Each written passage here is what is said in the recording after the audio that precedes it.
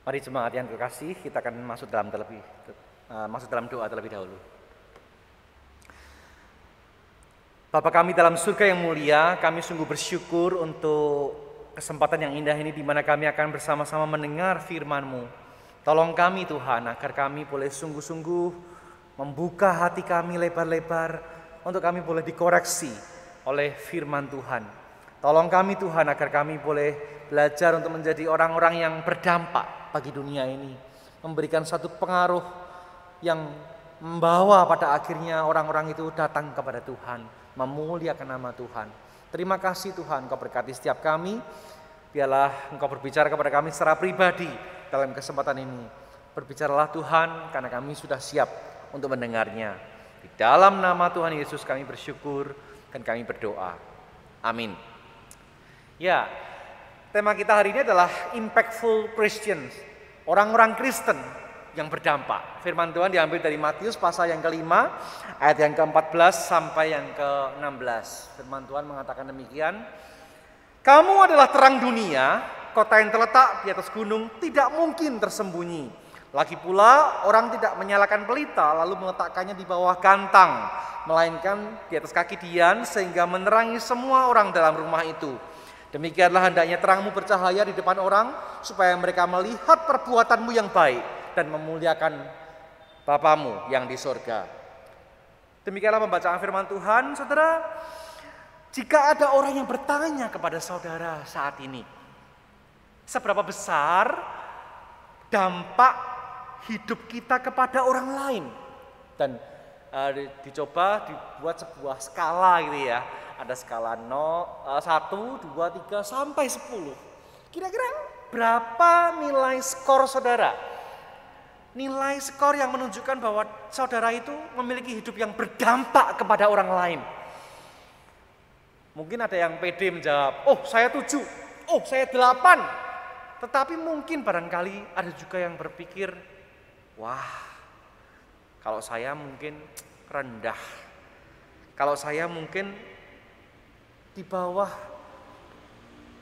Saudara, kalau nilai itu disetarakan dengan nilai rapor anak-anak sekolah zaman sekarang, saudara ya, mungkin itu disebutnya di bawah KKM, kriteria ketuntasan minimal, yang artinya tidak lulus. Saudara, kalau kita melihat diri kita, kalau kita menyadari nilai dampak kita kepada orang lain ini begitu rendah, sesungguhnya kita itu disebut gagal menjadi orang yang Tuhan kehendaki. Serta tema kita hari ini mengajak kita kembali untuk mendorong setiap kita kembali. Karena itu diberikan judul Impactful Christians, orang-orang Kristen yang berdampak. Saudara, kata impactful sebetulnya adalah satu kata yang indah, saudara. Ini adalah satu kata yang bermakna memiliki satu efek yang besar, kesan yang kuat. Artinya apa, saudara? Kata ini mengingatkan kita untuk panggilan kita sebagai pengikut Kristus, kita harus memberikan pengaruh yang baik kepada orang-orang, kepada dunia di sekitar kita. Berdampak itu artinya kita tidak bisa tersembunyi. Ada orang berpikir, udahlah saya jadi orang Kristen rahasia. Saya menjadi orang Kristen yang, udahlah jangan banyak orang yang tahu saya Kristen lah. Nggak bisa, saudara. Kita tidak bisa tersembunyi. Bahkan ada orang yang berpikiran, ada saya nggak ada saya sama aja kok. Saudara, tidak bisa demikian, saudara. Bila kita masih seperti itu, artinya kita ini gagal berfungsi untuk menjadi terang dunia. Saudara, saat kita sama-sama mungkin melihat ya kondisi-kondisi pandemi seperti saat ini, banyak orang yang mengalami yang namanya kesusahan. Tapi pada waktu belanja di pasar, ada saja orang-orang yang nawarnya itu tetap aja nggak kira-kira, nggak beda antara dulu sebelum pandemi, sekarang setelah pandemi nggak beda, saudara. Sayur yang harganya sekilo cuma 8.000, itu mereka mau untung berapa sih para penjualnya? Masih ada aja orang-orang yang nawar, boleh nggak 5.000? Kalau nggak boleh 5.500, nggak boleh 6.000. Saudara, dengan menawar menawar artinya kita tuh sedang mencoba untuk mengurangi keuntungan yang akan mereka dapatkan. Padahal kalau kita pergi beli pizza, beli klaper tart, beli bolen, oh itu harganya nggak murah saudara. Saudara kita tahu bahwa sesungguhnya kita nggak pernah nawar mereka karena memang nggak bisa nawar, harganya sudah dipatok pas itu ya. Padahal kita tahu bahwa keuntungan mereka yang mereka dapat itu jauh lebih besar daripada keuntungan para penjual sayur ini saudara. Padahal sebetulnya di dalam era kondisi seperti saat ini, kita bisa membantu ekonomi para keluarga para penjual sayur ini dengan kita membayar harga yang sepantasnya, harga yang mereka tawarkan. Bahkan lebih baik lagi kalau kita memberikan lebih. Saudara, kalau ada uang kembalian, udahlah kembalinya buat kamu aja. Itu satu hal yang sangat-sangat memberkati saudara. Beda banget antara orang yang pelit dengan orang-orang yang murah hati. Itu nilai dampaknya jauh beda saudara. Saudara, kenyataannya adalah masih banyak orang Kristen yang saat ini itu hidupnya minim dampaknya. Kalau boleh dikatakan tidak ada. Saudara, nilainya di bawah KKM seperti tadi saya sebutkan tadi saudara. Banyak orang Kristen itu tidak se-impactful yang diharapkan. Alias sebetulnya hidup kita itu impactless. Tanpa dampak dalam hidup di rumah, di tempat kerja, di tempat belajar, tempat kuliah, ataupun di tempat-tempat yang lain, di masyarakat, di kampung kita. Saudara, kita betul-betul harus dipanggil, menyadari panggilan kita itu untuk menjadi berkat bagi orang lain. Dalam pengajaran khotbah di bukit, saudara, Yesus mengatakan bahwa kamulah terang dunia. Saudara, kamu terang dunia. Saudara, bukan sedang diharapkan semoga kamu jadi terang dunia yang baik ya. Semoga kamu jadi terang dunia ya. Enggak saudara. Pernyataan ini sudah jelas bahwa kita itu terang dunia. Bukan kita sedang diharapkan supaya menjadi terang. Enggak, kita itu terang dunia. Setiap kita yang percaya kepada Kristus, kita adalah terang itu saudara. Banyak orang Kristen mengatakan kita harus jadi terang dunia. Ya, perkataan ini benar, tapi ada sebagian daripada perkataan ini ada yang enggak benernya saudara. Apa saudara? Maksud saya adalah begini saudara. Bahwa ketika Yesus mengatakan bahwa kita adalah terang dunia, itu artinya apa? Dia sedang menunjukkan bahwa identitas kita itulah yang ditekankan. Bukan soal menekankan soal peranan kita. Identitas kita ini lebih penting saudara. Karena soal peranan kita sebagai terang dunia itu tuh akan muncul dari identitas itu sendiri saudara. Dengan kata lain bahwa kalau kita betul-betul menghidupi terang itu dalam hidup kita, maka dengan sendirinya peranan kita itu akan keluar saudara. Saudara, dalam PL kita juga mendengar bagaimana Allah memanggil umat Israel itu dengan sebutan kamu adalah terang bagi bangsa-bangsa. Yesaya pasal 42. Saudara, terang itu memang betul-betul sangat berguna saudara. Dan yang paling penting daripada terang adalah tatkala dia itu adalah mampu mengalahkan yang namanya kegelapan. Terang ini mampu menghilangkan kegelapan. Ketika ada terang, maka yang namanya kegelapan itu langsung hilang. Saudara, terang itu adalah sebuah hal yang sangat-sangat penting. Dalam sebuah tulisan saya membaca terang itu disebut sebagai sebuah esensi, keberadaan yang penting saudara. Tapi kalau gelap itu bukan esensi. Maksud saya adalah begini saudara, kegelapan itu tidak muncul atau tidak memiliki esensi dari dirinya sendiri saudara. Gelap itu adalah sebuah kondisi karena tidak ada terang. Jadi gelap itu sebetulnya tidak ada saudara. Yang ada adalah ketiadaan cahaya, ketiadaan terang. Saudara, betul-betul kita harus menyadari, kalau kita orang-orang percaya itu dipanggil menjadi terang dunia, seharusnya maka kegelapan dunia ini akan semakin sedikit saudara. Saudara, dalam pengajaran Yesus dikatakan bagaimana kita dipanggil untuk menjadi terang dunia. Nah, menariknya adalah kita harus melihat bahwa ayat ini sengaja dirancang oleh Matius. Dia menaruhnya di dalam satu rangkaian pengajaran Yesus yang lain, saudara. Nah, kita mau melihat konteksnya seperti apa, saudara. Sebelum topik terang dunia ini dan setelah topik terang dunia ini, ada apa di sana, saudara? Kalau kita melihat detail, saudara, ternyata ayat 10 sampai 12 itu tentang penganiayaan. Wow, sengaja Matius taruh topik terang dunia ini setelah penganiayaan. Artinya apa, saudara? Bahwa dalam kerangka pikir Matius, maka dia berpikir bahwa sekalipun hidup kita itu sulit, penuh pergumulan, penuh dengan berbagai macam penderitaan karena penganiayaan, tapi panggilan Kristen sebagai seorang yang menjadi terang tidak berubah. Tetap aja kita harus menjadi terang, bukan pada saat kondisi lancar, saat toko lagi cuan gede, kalau lagi sehat, lagi sukses, lagi setelah wisuda, habis menikah. Enggak, saudara. Mau keadaan apapun juga, kita dipanggil untuk jadi terang. Kalau kita lihat konteks berikutnya, saudara. Dalam ayat 17 sampai 20 dikatakan tentang bicara soal kesalehan, soal hidup keagamaan. Ayat 20 mengatakan, jika hidup keagamaanmu tidak lebih benar daripada hidup keagamaan ahli Taurat dan orang Farisi, maka engkau tidak akan bisa masuk dalam kerajaan surga.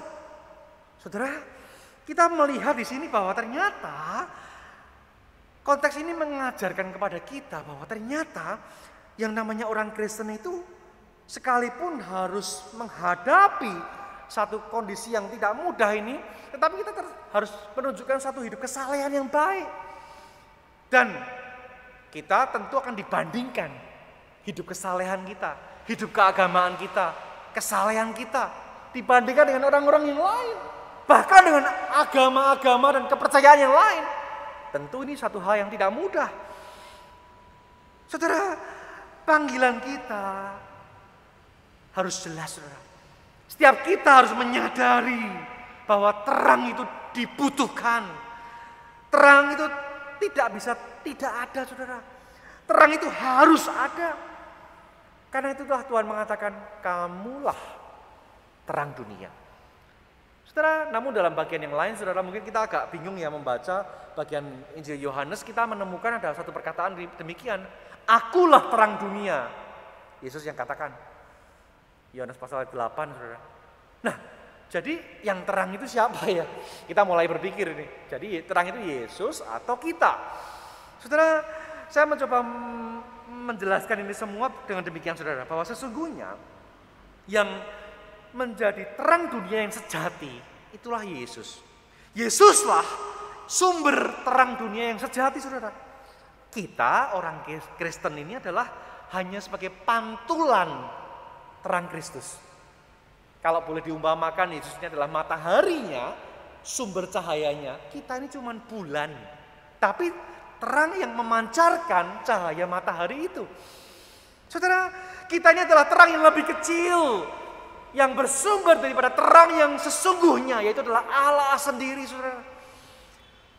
Saudara, kita harusnya memiliki satu hidup yang bisa membawa, menuntun orang lain untuk bisa sampai kepada terang yang sejati itu, saudara.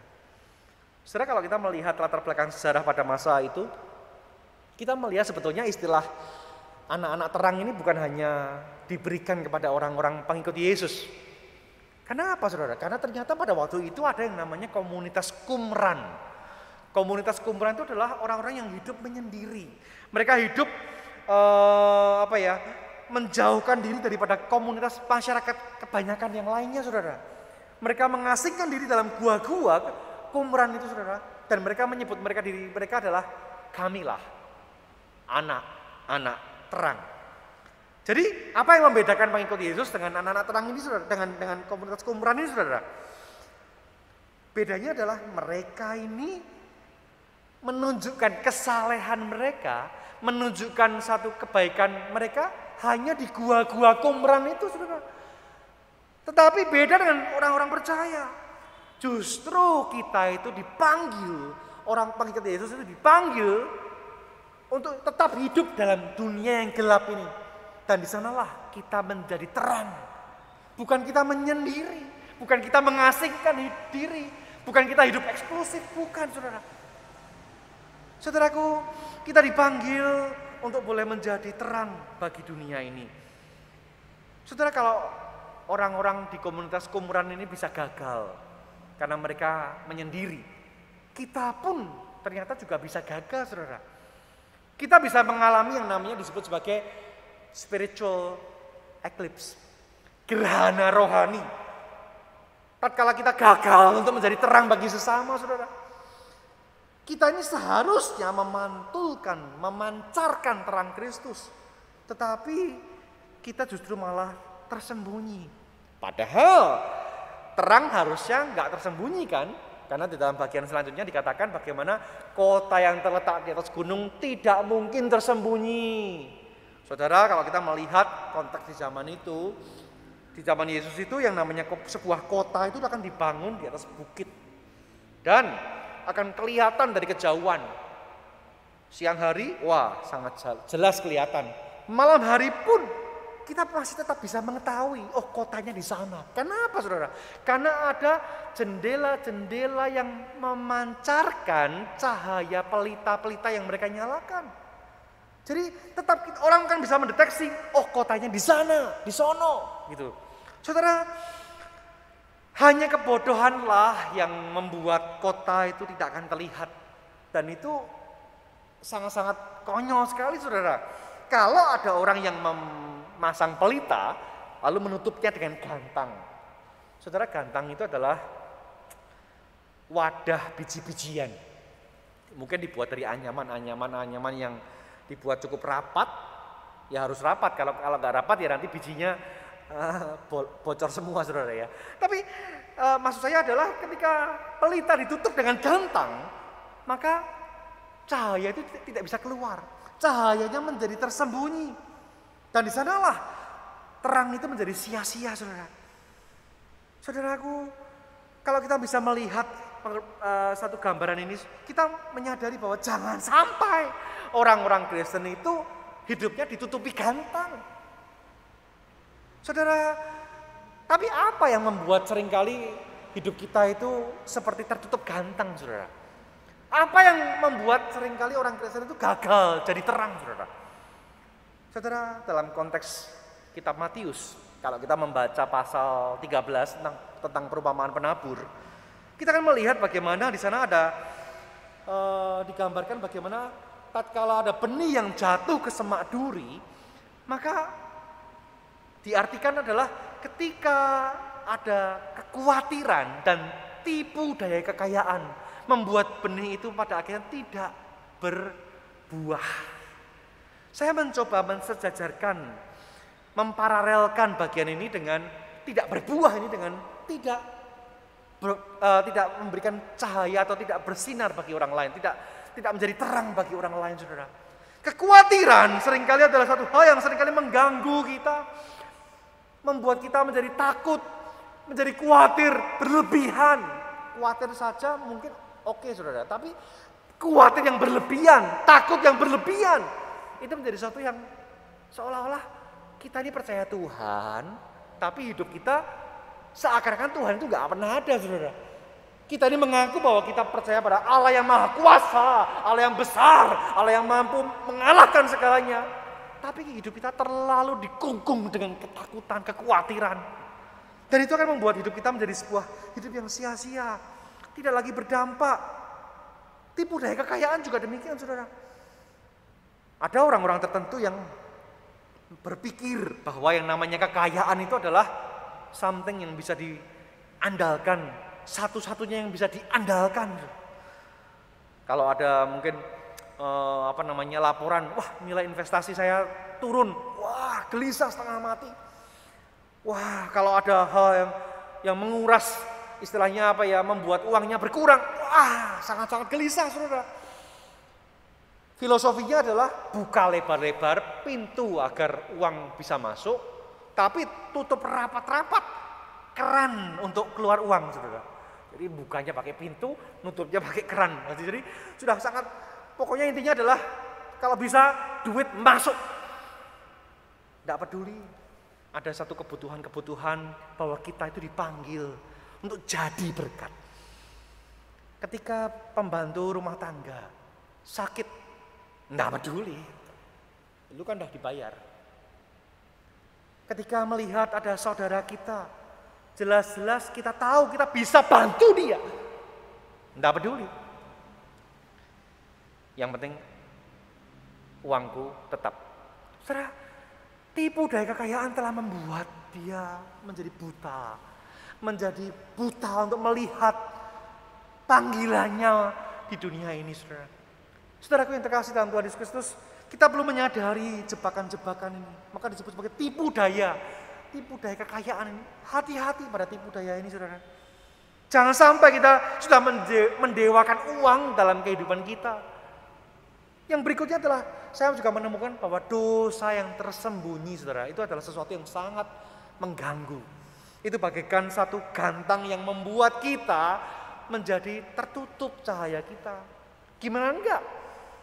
Saudara tahu sebuah mobil, kalau mobil itu berjalan di tempat-tempat yang berlumpur, kemudian mulai terciprat lumpur-lumpur itu dan mengenai bagian lampu mobil itu, maka yang terjadi adalah apa, saudara? Ketika lumpur itu mulai mengering, maka cahaya lampu tidak lagi mampu dapat menembus lumpur itu. Itu membuat lampu ini tidak lagi bercahaya sebagaimana mestinya, saudara. Ketika orang Kristen hidupnya diwarnai dengan dosa yang tersembunyi, dosa yang memang dipelihara, tidak diakui, bahkan dia sengaja menyayangi dosa ini, saudara. Itu membuat pada akhirnya hidupnya rusak, saudara. Karena dia terlalu mencintai dosa ini yang memberikan kepuasan, kenikmatan, pemenuhan kebutuhan hidupnya. Dan pada akhirnya, saudara, hidupnya akan menjadi hidup yang sangat-sangat padam. Saudaraku yang terkasih dalam Tuhan Kristus, kita harus sadar. Jangan sampai kita terjebak dalam jebakan-jebakan ini, saudara. Sebaliknya, hendaklah terangmu bercahaya di depan orang, supaya mereka akhirnya melihat perbuatanmu yang baik dan memuliakan Bapamu yang di surga. Saudaraku, kenapa harus perbuatan baik kelihatan? Kenapa bukan perkataan baik cukup? Kenapa bukan niatan yang baik cukup? Gak bisa, saudara. Harus perbuatan baik. Karena hanya niatan ataupun perkataan saja itu akan hanya kecil dampaknya, bahkan tidak berdampak apa-apa. Kenapa mereka harus melihat perbuatan kita? Kenapa? Karena mereka orang-orang di luar sana tidak bisa melihat iman kita. Mereka tidak bisa melihat apa yang kita yakini. Tetapi mereka bisa melihat perbuatan baik kita. Dan itu bisa dirasakan oleh mereka. Dalam kondisi pandemi ini berapa banyak orang yang membutuhkan kasih yang nyata, uluran tangan kita, saudara. Gereja kita memiliki tim tanggap COVID yang bekerja sama dengan bidang diakonia gereja kita. Tentu tim ini perlu support dana yang enggak sedikit, saudara. Kalau ada orang yang butuh oksigen, kalau ada yang butuh informasi darah, plasma, kalau ada orang yang membutuhkan kebutuhan-kebutuhan yang lain, kita bisa membantu lewat tim ini, saudara. Tim ini sudah menjadi berkat bagi banyak orang. Dan di sana kita bisa rindu agar apa yang dikerjakan tim ini boleh terus menjadi berkat, semakin menjadi berkat. Sasarannya bahkan kalau bisa membuat orang itu bisa menyadari, oh, ini adalah sesuatu yang indah yang dilakukan oleh orang jemaat-jemaat Tuhan. Saudara, bahkan kalau ada orang-orang keluarga yang belum percaya pun, pada akhirnya mereka bisa melihat Kristus itu hidup dalam diri kita. Kristus itu hidup nyata dalam hidup kita. Karena apa? Karena kita mengambil bagian untuk kita boleh berbuat sesuatu di dalam kondisi pandemi yang sulit ini, saudara. Saudara, tim ini juga membutuhkan support dana yang gak sedikit dan dukungan finansial saudara sangat dibutuhkan untuk hal ini, saudara. Kalau saudara tidak bisa memberikan tenaga, saudara bisa memberikan uang, saudara bisa berdoa, saudara bisa mendukung. Sehingga pada akhirnya karya-karya nyata yang kita lakukan ini berdampak kepada orang lain. Saudaraku, sehingga pada akhirnya orang-orang di luar sana pada akhirnya bisa memberikan sebuah doksologi. Kita mengenal istilah ini kalau pas akhir ibadah ada doksologi. Doksologi adalah sebuah pengakuan kemuliaan Bapa. Bagaimana orang-orang memberikan kemuliaan kepada Bapa di sorga. Orang-orang pada akhirnya bisa melihat Yesus itu hidup dalam diri kita. Saudara, tentu tujuannya bukan agar saat ini kita memamerkan perbuatan baik supaya yang untuk tujuan yang lain, bukan saudara ya. Karena di sini ini bukan untuk masalah pamer saudara. Fokusnya pamer itu diri kita. Biar banyak like, banyak komen-komen positif, banyak yang muji, banyak yang memberikan satu jempol yang baik sehingga popularitas kita naik. Saudara, tujuannya bukan itu sama sekali saudara. Tetapi fokusnya harusnya adalah kepada Bapa di surga. Supaya mereka melihat perbuatanmu yang baik dan memuliakan Bapamu yang di surga. Jadi tujuannya itu bukan mau orang bicara gini saudara. Wih, baik banget ya orang Kristen itu ya. Nolong saya loh. Nah, tujuannya bukan sampai di situ saudara. Tujuannya itu harus sampai mereka bisa melihat, wow, luar biasa Allah yang mereka sembah. Allah yang disembah oleh orang-orang Kristen ini luar biasa. Kalau kita bisa melihat umatnya begitu baik itu, pasti Allah yang mereka sembah itu jauh lebih baik. Itulah tujuan kita saudara. Dan pada akhirnya mereka memberikan sebuah doksologi pemuliaan kepada Bapa di surga saudara. Saudara, kalau kita bisa melihat teladan Kristus selama dia hidup di dalam dunia ini, kita bisa melihat bagaimana dia hanya melayani efektif 3,5 tahun kira-kira. Tapi saya yakin bahwa 30 tahun sebelum itu pun, selama dia masih belum menunjukkan dirinya, saya yakin bahwa hidup Yesus adalah hidup yang menjadi berkat bagi keluarganya dan lingkungan sekitarnya. Dan kalau kita bisa melihat 3,5 tahun yang dijalani Yesus dalam pelayanannya itu adalah sebuah hidup yang sangat-sangat berdampak yang luar biasa pada dunia ini. 3,5 tahun yang singkat, tetapi dampaknya itu maksimal. Dampaknya itu optimal. Dan kita bisa melihat karya utamanya yang dikerjakan Yesus adalah karya salib. Karya salib yang pada akhirnya memulihkan manusia yang berdosa ini, yang harusnya adalah mengalami maut, tetapi diangkat menjadi anaknya, diampuni dosanya. Kristus di dalam karya salibnya telah membuat satu perubahan yang luar biasa besar dalam hidup saudara dan saya. Saudara, pertanyaannya adalah, apakah terlalu berlebihan jika Tuhan mengajak saudara, mari milikilah hidup yang berdampak kepada orang lain. Jadilah berkat kepada orang lain. Engkau sudah memperoleh berkat yang luar biasa. Maka seharusnya kita pun berdampak menjadi berkat kepada orang lain juga. Saudaraku yang terkasih dalam Yesus Kristus, setiap pengikut Yesus dipanggil untuk memberikan pengaruh-pengaruh positif kepada dunia ini. Dan sudah seharusnya memberikan satu tindakan-tindakan real yang nyata kepada dunia ini. Mari hiduplah berbuat baik di dalam kehidupan keseharian kita, di dalam keluarga, di dalam lingkungan masyarakat kampung di sekitar kita. Kalau ada orang-orang yang membutuhkan bantuan, bantu mereka. Kalau ada orang-orang yang membutuhkan perhatian, berikan perhatian kepada mereka. Tunjukkan bahwa kehidupan keagamaan kita itu tidak sia-sia. Jangan sampai kita hanya sekedar seperti orang-orang Farisi yang hidupnya beragama luar biasa baik, tapi gagal di dalam kehidupan real, di dalam kehidupan nyata kita. Saudara, kita dipanggil untuk boleh menunjukkan sebuah kesalehan yang sejati.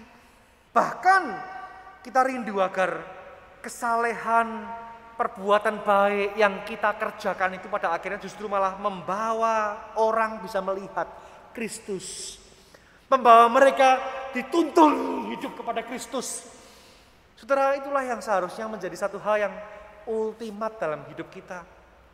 Karena sesungguhnya dampak yang paling maksimal bukan sekedar orang itu mendapatkan nasi bungkus. Bukan sekedar orang mendapatkan bantuan ini untuk berobat ya. Bukan sekedar hanya untuk butuh oksigen. Oh, saya punya oksigen. Bukan itu, saudara. Tetapi dampak yang paling maksimal adalah ketika mereka pada akhirnya bisa melihat bahwa terang sejati itu mereka rasakan. Pada akhirnya mereka bisa melihat mereka membutuhkan Kristus dalam hidup mereka. Dan itu akan membawa mereka datang kepada Bapa dan memuliakan Bapa. Saudaraku yang terkasih, saya rindu kita semua boleh senantiasa menyadari bahwa hidup kita ini bukan untuk diri kita sendiri lagi. Kita harus menyadari bahwa kita ini harus hidup menjadi berkat bagi orang lain. Karena itu kita perlu membangun relasi-relasi yang akrab dengan orang-orang di luar komunitas gereja ini. Kita dipanggil bukan hanya menjadi terang gereja, bukan.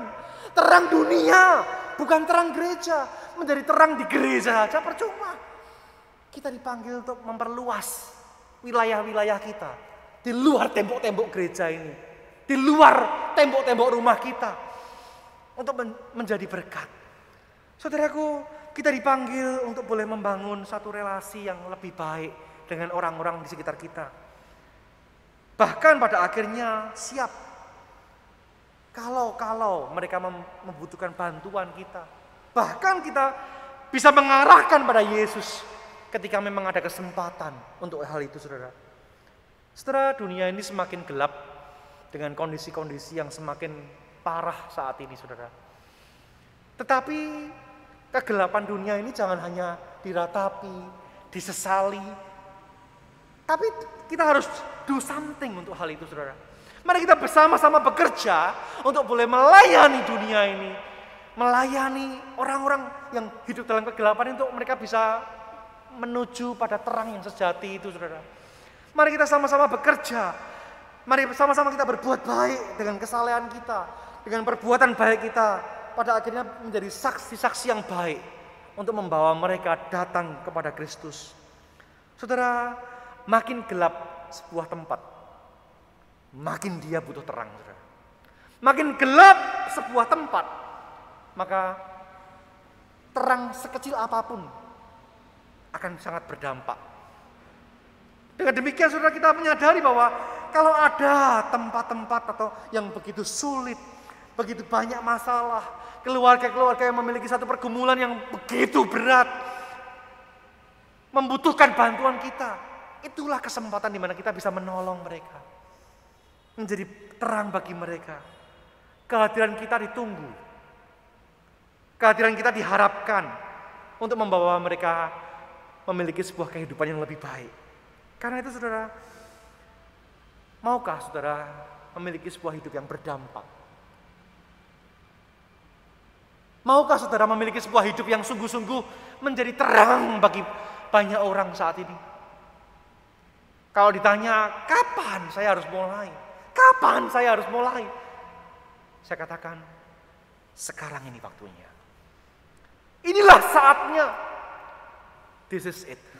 Inilah waktunya untuk kita boleh bersama-sama menyadari panggilan kita untuk boleh berkarya, berbuat sesuatu untuk orang-orang di sekitar kita, menjadi berdampak bagi mereka.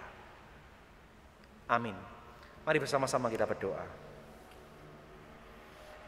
Tuhan, kami bersyukur Tuhan untuk kebenaran yang boleh sama-sama kami dengar pada hari ini, Tuhan. Kami berdoa agar kiranya firman Tuhan ini adalah sesuatu firman yang boleh bukan hanya lewat di dalam benak kepala kami, Tuhan. Tapi kami boleh sungguh-sungguh pada akhirnya firman ini boleh mengubah hidup kami, mentransformasi kami, untuk kami menjadi pelaku-pelaku firman, di mana kami pada akhirnya didorong, ditantang untuk kami boleh berbuat sesuatu. Tidak hanya berpikir menurut pemikiran kami sendiri yang egois Tuhan. Tetapi kami boleh berpikir, memikirkan orang lain, membantu orang lain, memberikan perbuatan-perbuatan baik yang boleh berdampak bagi orang lain. Tolong kami Tuhan, tolong kami Tuhan. Kuatkan kami Tuhan. Dan biarlah pada akhirnya lewat semua yang dikerjakan anak-anak Tuhan boleh membawa nama Bapa dipermuliakan di bumi ini. Terima kasih Tuhan, Engkau berkati gerejamu, Kaimtong. Biarlah setiap kami boleh menyadari panggilan ini dan kami boleh menjadi berkat bagi banyak orang. Terima kasih Tuhan. Di dalam nama Tuhan Yesus kami bersyukur dan kami berdoa. Amin.